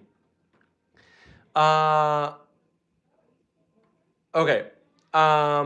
Chopin Etude, we can mess around with a little bit of Chopin Etude. I'm going to need to go semi-soon, but this is fun. I want to answer a couple more questions before I go.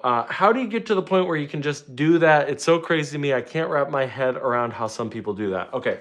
I'm really sympathetic to the idea that magic exists in the world, but all magic is something with, it's either 2 steps removed or 3 steps removed.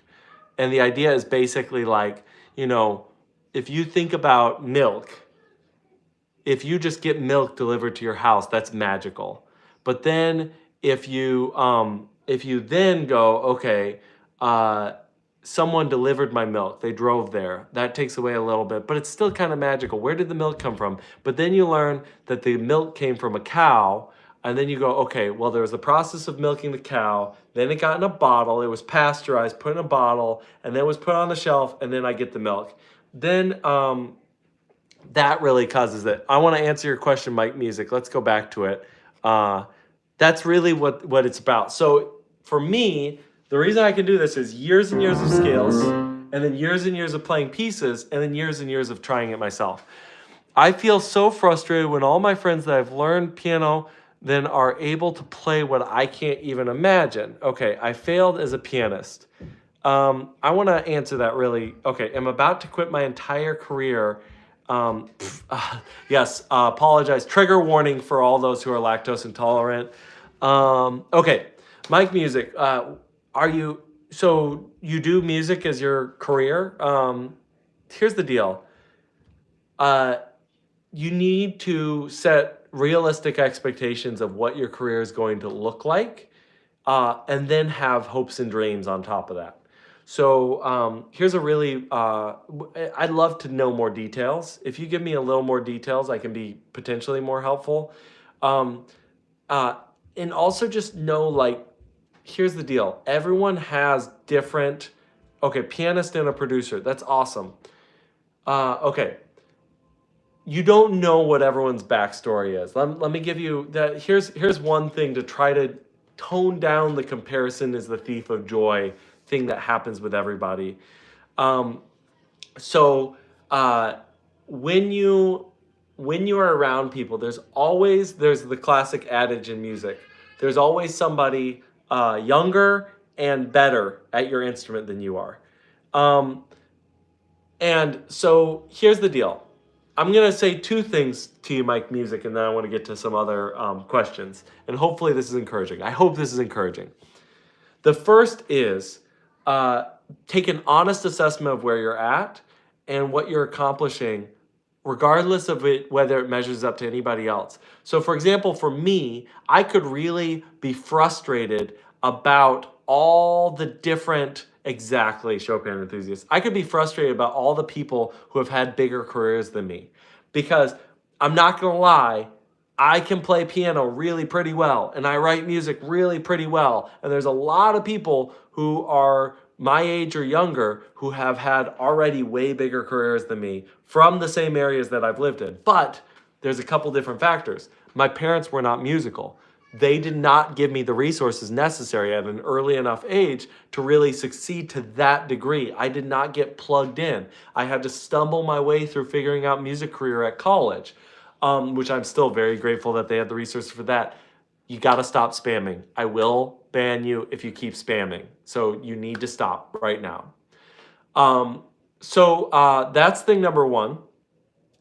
But then comparison. So here's the deal. You're comparing yourself to other people, and what happens is you don't know their whole life story. So there are just freaks. There are people, I ran into Jahari Stampley from Chicago out in NAMM. It's funny, we're both out of Chicago, but I ran into him at NAMM right before COVID. It was 2020. And he was 19, and like, it was insane. He could just play everything. And like, there's no way I would have been able to do that at 19. I played hours and hours and hours and hours and hours, but it just doesn't happen. Sometimes that happens. And so you have to grant weird cases like that. It's like genetic freaks, right? It's people who are like 7 feet tall and just can dunk immediately. Like, I'm not 7 feet tall. I can't do that. But then the second part is you have to understand people make choices. I made the choice to have a family. And so, oh, thank you. I'm from Chicagoland area. Thank you, Benji. Again, this is it's the back and forth. So that's the idea. So I made the choice to have a family, and it slowed down my career in many ways, but also gave me the stability. I would have gone insane. I literally would have gone mentally ill and probably done things I would have regretted that I don't want to get into. So that's really... life's about choices. Like, I remember when we were first married, we'd have friends that already had houses when we first got married, and we were penniless. My wife and I were both musicians, whereas some of our friends, they both went into the military. And that was probably a way harder life in many ways. They had to sacrifice a lot of their hopes and dreams, but they're financially successful at like 23. That's not what happens if you go into music. So that's the first thing I'd say, Mike Music, is you have to reconcile your choices and be okay with them. And if you're not okay with them, then change them. It's your life. If you're not okay with where you're at, then change some of them. Don't practice insanity. Because I'm sure you'll realize you made choices ahead of time that put you on the road you're on, and you don't regret those full comprehensive choices, but they may have limited you, and that's just an honest thing you have to decide.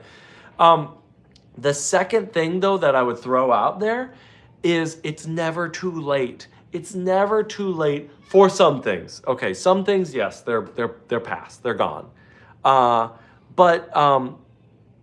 There's definitely, I'll be completely honest, yes, there's things that are limiting you because you're self-taught. There's things that are probably limiting me because of my educational background. But what you can do is you can just decide, hey, I'm going to work on those limitations. So let's say you feel like you're held back because of sight reading. Learn to read. Nothing's stopping you. The internet's out there. Now, there's limited time, and there's so many good options of how to spend your time. So in many ways, if you can do these two things for me, Mike, I think you're going to feel so much better. The first is understand and comprehend your choices that brought you to today, and make just peace with them. Realize some of them were good, some of them were bad, but they're part of your life. It's done.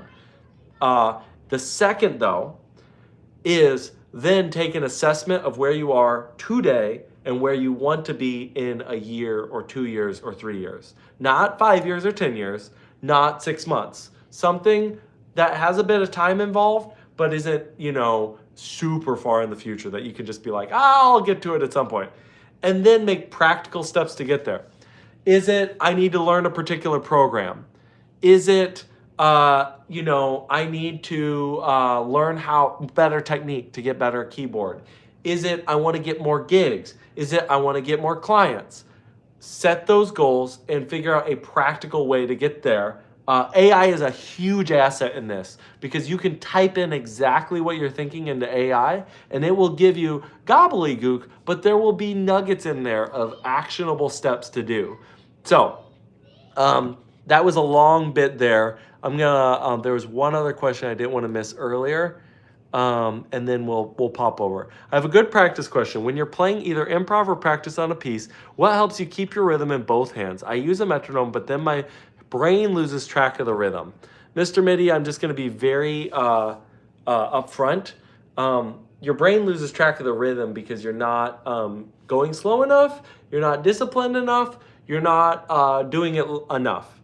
The metronome is staying in one place. And so if you're losing the metronome, it's because you either can't hear it or you're not really concentrating or it's too fast and it's hard trouble. So you just have to really dial in and really go with that. I know I don't know a lot about your life story, but you have accomplished a lot of things that I want to accomplish in my own life. So just listening to you feels very motivating. I really appreciate that. Yes, I'm quite happy with where I am. I got a degree in classical. I've done a lot. Yes, I am playing piano. We're having a little chat here. We've been streaming for a while. Just doing a little chat. Computer beast. I think let's do Chopin Nocturne number 2, and we may cut out of here after that point. Koi Kuchizuki. So again, not trying to bash you, Mr. MIDI. Metronome practice is a huge pain. It just is, but it's unavoidable, and you will be so much better for it. Yeah, every nocturne's great. Maybe one stream we'll just play every nocturne. Maybe I'll just start at the beginning and be like, no requests, only nocturnes.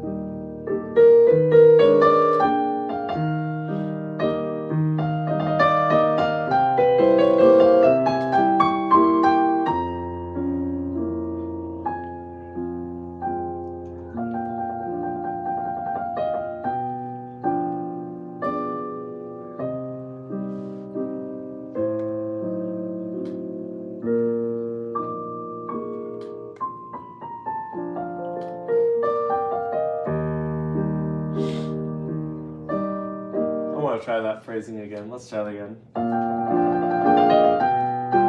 I went too slow, which kind of messed up the flow.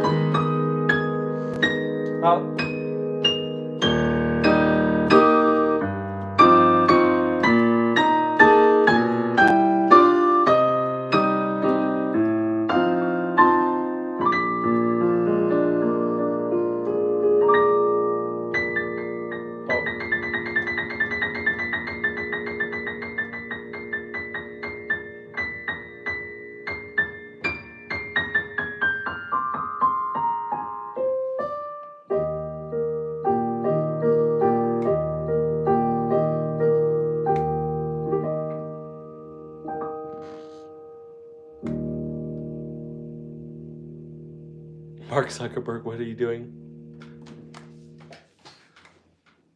Dula, Mockingbird. Yeah, I love it. I had this on my son's music thing to make him go to sleep when he was born. Oh, thank you. Nocturne in C sharp minor. Love Story. We could do maybe Love Story. Play the skeleton. Oh, which one is in C sharp minor? The first one's in that.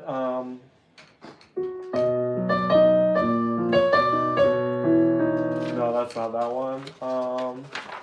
Oh, I know which one you're talking about. I know which one. My favorite is the one in, is that C sharp? No, F sharp major. I love the one in F sharp major. That is a huge, huge. Well, actually, hold on. Which one are you referring to? Are you referring to the really famous one in C sharp minor? I think you probably are. Maybe I'm being too overly specific. Come on, where are you at?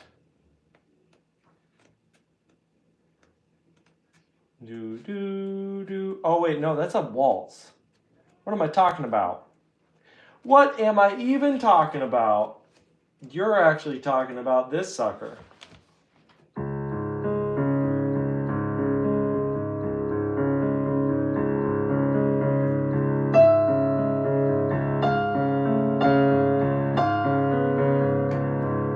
Nope.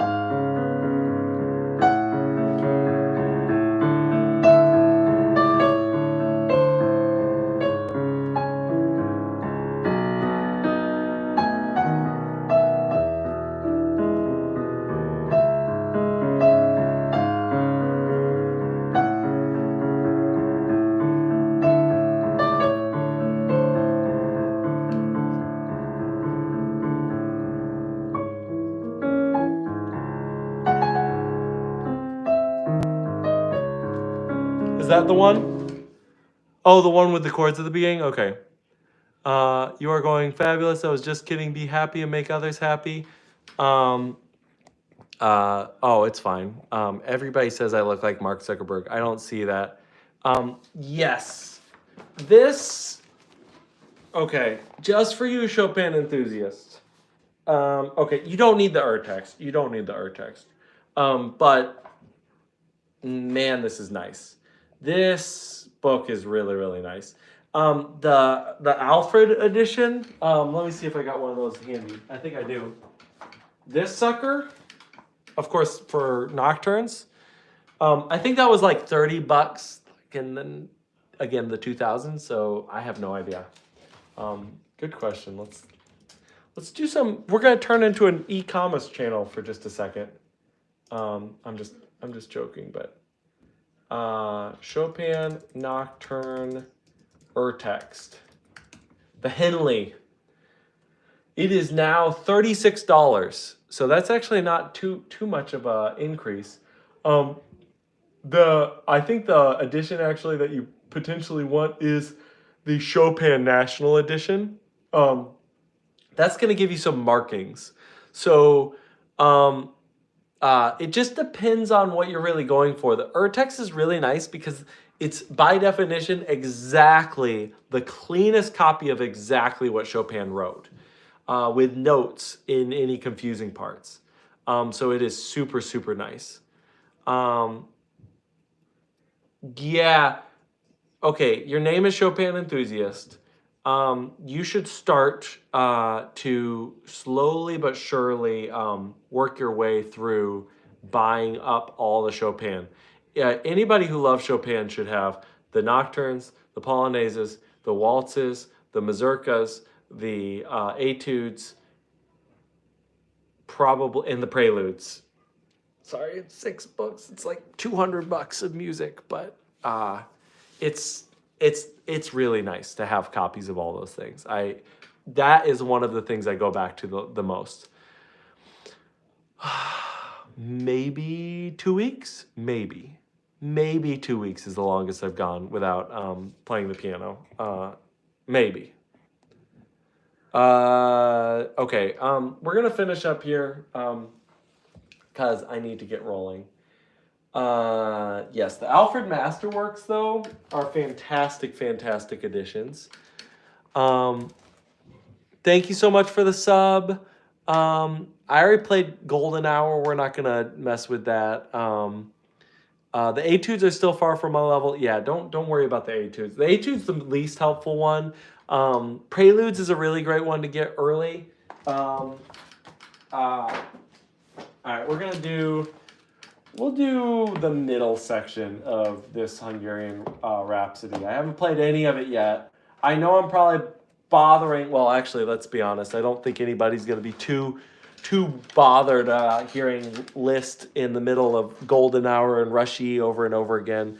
Already did Golden Hour. Sorry. We're gonna finish up on some things later on. At some point, we're gonna have this channel monetized, and then yeah, you throw some money my way. I'll play Golden Hour 20 times. I don't really care. But I mean, we'll still talk and play classical because it's more fun than just playing pop music all day. But I'm here for everybody.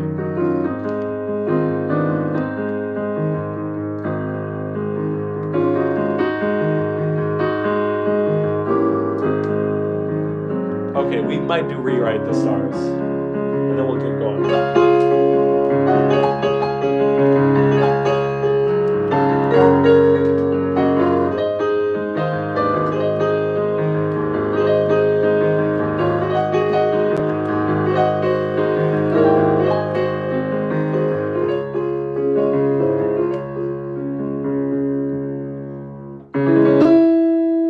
I actually do know. That's Revolutionary Etude, right? I do know that one. But, yep, grinding for watch hours. Oh, yeah. I don't know what my YouTube short's going to be tomorrow. You think I plan stuff out? Boy, you're mistaken. I just like, it comes to me. Oh, no, I don't know that one.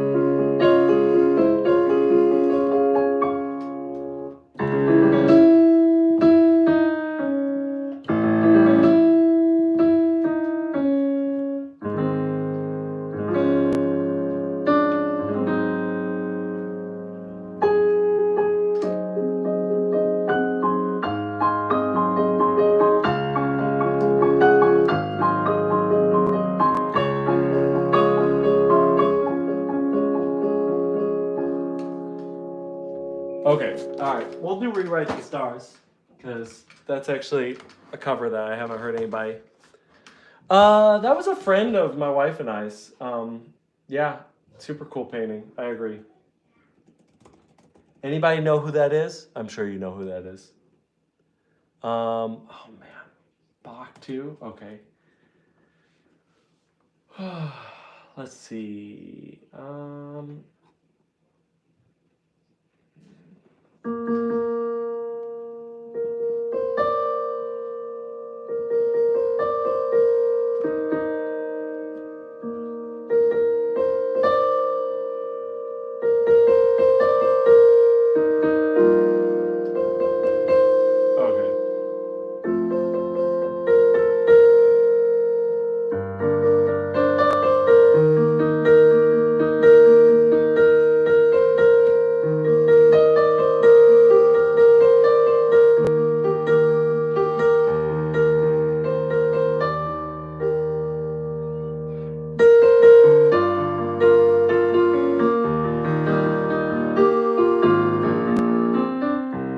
So see, this is a good example where sight reading is probably worse than actually doing it by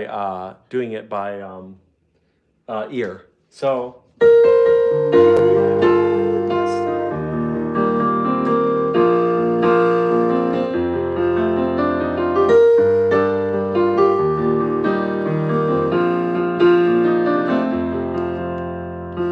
And then I can just pull in the music when I want to.